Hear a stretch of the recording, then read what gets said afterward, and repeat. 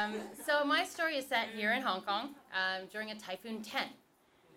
And there's something about typhoons. I don't know if you guys get this. I get a little crazy during a typhoon. It just makes me want to drink.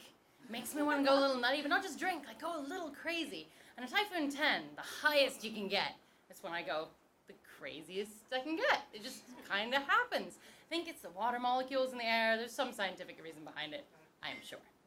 So this Typhoon 10, all my friends wanted to go home. They called it an early night. And I was like, no, it's a typhoon. So I basically texted my kind of go-to guy. This guy who's the one who always wants to drink. He's always game to keep going, whatever time of night. So I texted him. It turns out that he was about to go on a hike in the Typhoon 10. He was already drunk. And he thought hiking would be a really good idea. I convinced him that Jaeger bombs were a better idea. So he came out of his shorts, which is a good thing because he doesn't look great in shorts. So I was waiting for him literally in the doghouse in Wan Chai, reading Twilight. Yeah, that's who I am. But I enjoyed that. That was a fun evening. So he arrives, and I'm like, okay, I'll put Twilight away, and we'll get started, shall we? So Jaeger bombs, also vodka shots. We all know the story. We all know the song. So we got pretty drunk. Of course, in a Typhoon 10, there are virtually no cars on the road. So, and it was downpouring the entire evening. So we, oh, hello. I'm quiet? Me? So, yeah, we did lots of shots, and because the road was empty and it was pouring with rain, what we'd do is we'd take a shot, and then we'd go swing dancing in the middle of the street. And I don't know if you've ever swung danced before. I don't know if you can have past tense of swing dance. If you've ever swung danced before, basically, if you're with a good partner, if the guy knows what he's doing, you just kind of need to be a limp rag, which is useful if you've had, 8 or 9 Jaeger bombs. So it's actually a great way to get the alcohol straight to your head. You're being spun around dramatically in the pouring rain. Also does incredible things for your hair. So I got it wet, and then I dried up, and then I got it wet again and dried up. And literally, when I got home at about 6 a.m., I was like, this is beautiful. I wanted to go back out because my hair was so perfect. So I couldn't at 6 a.m., as you imagine. So rewind. We're a lot earlier than 6 a.m., and I'm just, swing dancing, getting drunk, swing dancing, getting drunk. We ended up in the bridge. Who here has been to the bridge? Y'all know what I'm talking about. So it's the after party after the band from Dusk Till Dawn has gone to sleep. It has blacked out windows. It's just filthy. It's the type of place when you get out of the bridge, there are people walking their dogs and looking at you like you should be ashamed of yourself. And you should, probably. So that's basically what happened. I left the bridge, got home somehow. The rest of my story actually isn't about being drunk so much as the results of being drunk the next morning. I wake up, recover, eat some beans, I don't know.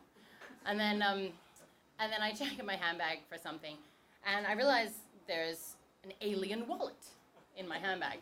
I'm like, I open it up, and it says Tim. Tim is my go-to guy, the guy who comes out any time of night to get wasted. So I'm like, oh, it's Tim, it's fine. Text him going, don't you worry, I have your wallet. He texts back saying, I have my wallet. Whose wallet do you have? He suggests that I check my freezer for body parts. Once I realized that I am just a robber, not a murderer, which was a relief, I determined I have somebody called Tim. Well, ooh, does anyone know? Anyone? It's a really small place, Hong Kong. I robbed him, supposedly.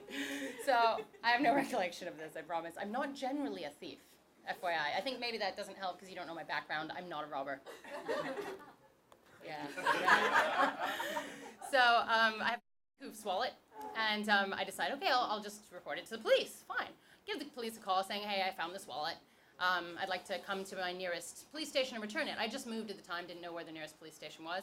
And I said, oh, well, come and get it from your apartment. I'm like, hello? I don't know if anyone here has done this before. Do you know they volunteer to come to your apartment and pick up your wallet? And I was like, no, that's fine.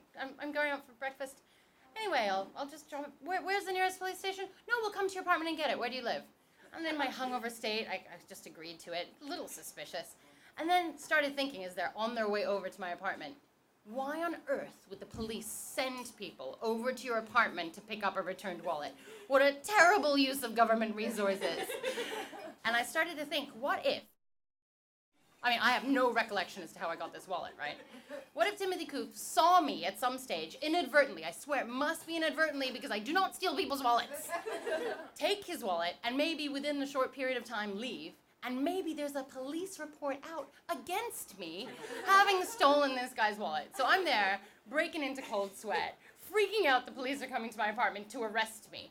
So they get there and they go one by one through every card, the most painstaking process. I'm like, if you're gonna arrest me, just arrest me. So hungover, so sad. And a part of the thing, they kept on asking where I found it. Of course, my absolute lack of recollection of the evening meant whatever I was saying was a lie. So I just went with, I found it in the back of a taxi, but thinking maybe told them something different. Don't lie to the police. But I was really drunk, I can't be sure. So after repeating this story numerous times, I'm going through everything. It turns out he was a member of like an Irish community club. I know quite a lot about it.